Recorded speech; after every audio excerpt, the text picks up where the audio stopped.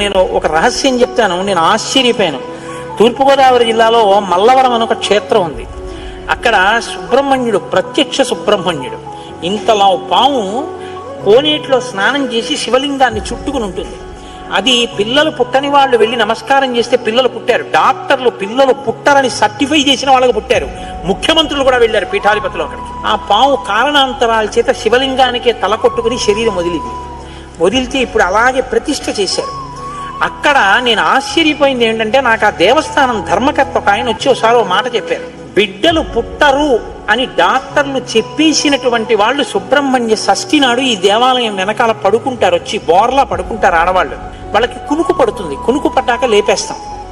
ఆ మరుసటి సంవత్సరం వాళ్ళు పసిపిల్లల్ని పట్టుకుని వస్తారండి అని చెప్పారు. నాకు అపనమ్మకం కాదు, చూడాలనిపించింది. కాకినాడ నుంచి చాలా మందిని కలిసి సుబ్రహ్మణ్య భుజంగ స్తోత్రం చేశారు శంకర భగవత్పాదులు. సుబ్రహ్మణ్య షష్ఠి నాడు ఆ దేవాలయంలో చదువుదామని అందరం కలిసి వెళ్ళాం. ఆ రోజు వాళ్ళు నా ప్రసంగం కూడా అక్కడ ఏర్పాటు చేశారు. మీరు నమ్మరు, నేను తెల్లబోయానండి.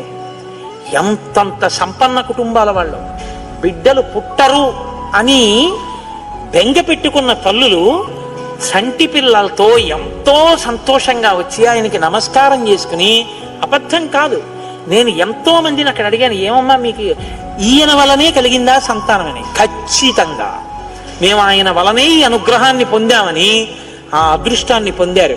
మహానుభావుడు సుబ్రహ్మణ్యుడంటే. ఆయనకి నమస్కారం చేస్తే ఎంత స్థితినైనా ఇస్తాడు.